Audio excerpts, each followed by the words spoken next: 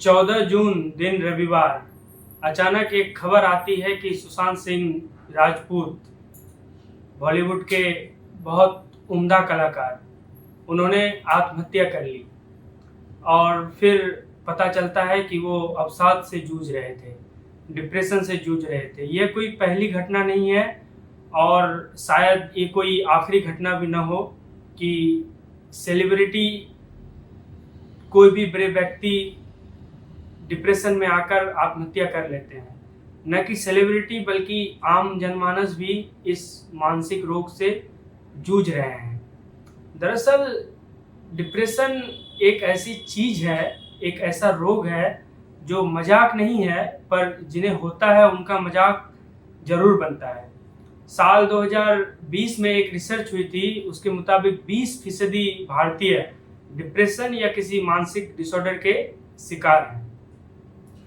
अब सवाल होता है कि डिप्रेशन अगर साइकेट्री की भाषा में देखें, क्योंकि साइकेट्री का ही फील्ड है, तो उसे साइकेट्री का जुखाम कहा गया है। जैसे हमें किसी को फीवर हो जाए, पर समस्या यहाँ आती है कि हमारे समाज में आजकल एक पॉजिटिवनेस की चलन चली है।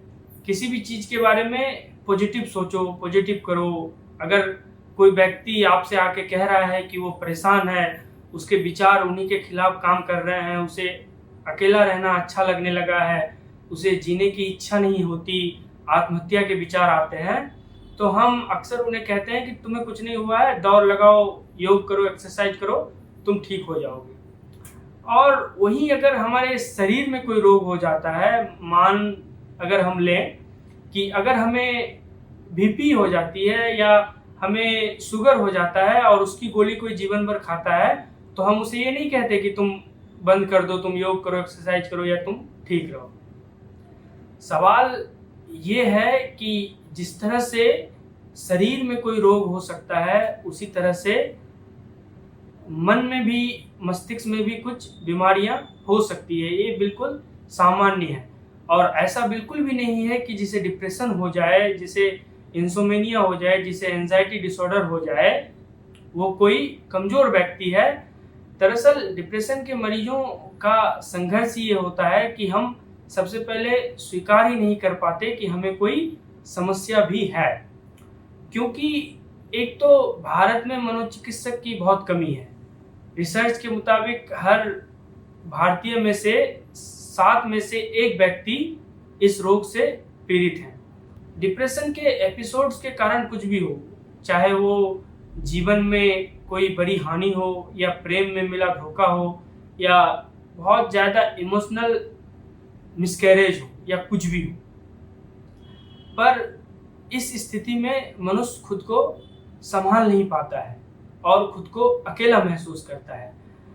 ऐसे भी उदाहरण हमारे समाज में हैं। अगर डॉक्टर विकास दिव्यकीर्ति की बात करें तो उन्होंने खुद से कहा था कि मैंने 1 साल तक डिप्रेशन और एंजाइटी की दवाइयाँ खाई है। प्रसिद्ध बॉलीवुड अभिनेत्री दीपिका पादुकोण की बात करें तो उन्होंने अपनी डिप्रेशन की पूरे एपिसोड के बारे में खुलकर चर्चा करी थी और उन्होंने कहा था कि किस तरह से मेरा जीवन सब कुछ सही था, बिल्कुल परफेक्ट था, उसके बावजूद भी मुझे कुछ भी अच्छा नहीं लग रहा था, बाहर जाना ठीक नहीं लग रहा था, मैं बाहर निकलती थी तो रोना आता था। दरअसल ये एक ऐसी समस्या है जिसमें व्यक्ति खुद को समझा नहीं पाता है कि उन्हें कोई समस्या है, और फिर उनकी कहानी पूरी दुनिया ने सुनी। उसने लव लिव लाफ नामक फाउंडेशन, मेंटल हेल्थ फाउंडेशन का स्थापना उन्होंने किया और उसमें फिर काम हो रहा है। तो ऐसे उदाहरण भी हमारे समाज में हैं। अगर हम डिप्रेशन के लक्षणों की बात करें तो मूलतः इसमें एक ऐसी उदासी होती है जो कभी खत्म ही नहीं होती और व्यक्ति खुद को चाहकर भी अच्छा फील नहीं करवा सकता। उसे बिल्कुल नकारात्मक विचार आते हैं और उन्हें लगता है कि मेरा होना बिल्कुल निरर्थक है। और ऐसे समय में परिवार वालों का या उनके मित्रों का बहुत बड़ा रोल होता है।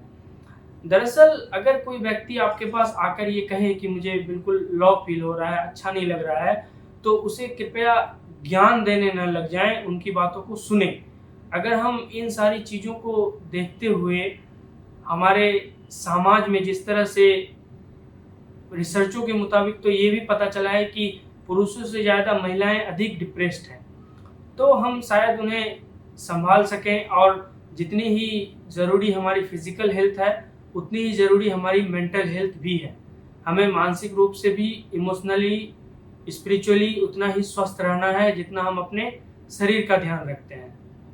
तो इस वीडियो को बनाने का माध्यम मेरा यही था कि अगर कोई व्यक्ति भावनात्मक रूप से स्वस्थ महसूस नहीं कर रहा है तो हमारी जिम्मेदारी है कि हम एक ऐसा समाज का निर्माण करें जो ऐसे लोगों को सुने, समझे। आजकल लोगों ने सुनना ही छोड़ दिया है, लोगों में सुनने की कला अब बची ही नहीं। अगर प्रसिद्ध और महानतम मनोचिकित्सकों की माने तो इस तरह के मानसिक रोग, अवसाद जैसे रोग, इनका कारण समाज ही है, क्योंकि समाज कभी भी इस चीज़ को समझ नहीं पाता। अगर हम इन सारी चीज़ों को गहराई से लेंगे तो हम ऐसे लोगों को बचा सकते हैं और ऐसी चीज़ कि जो बिल्कुल ही कम दवाइयों में, और आजकल तो इतनी सारी दवाइयाँ निकल चुकी है, इतने अच्छे दवाइयाँ डॉक्टर्स देते हैं, उनमें से अगर हम थोड़ी सी डॉक्टर की सलाह ले लें और अपना इलाज करवा लें तो हम अपनी जीवन के सुनहरे दिनों को, अपने महत्वपूर्ण जीवन को बचा सकते हैं। बहुत बहुत धन्यवाद। अपने मानसिक, शारीरिक, आध्यात्मिक स्वास्थ्य का ध्यान रखिएगा।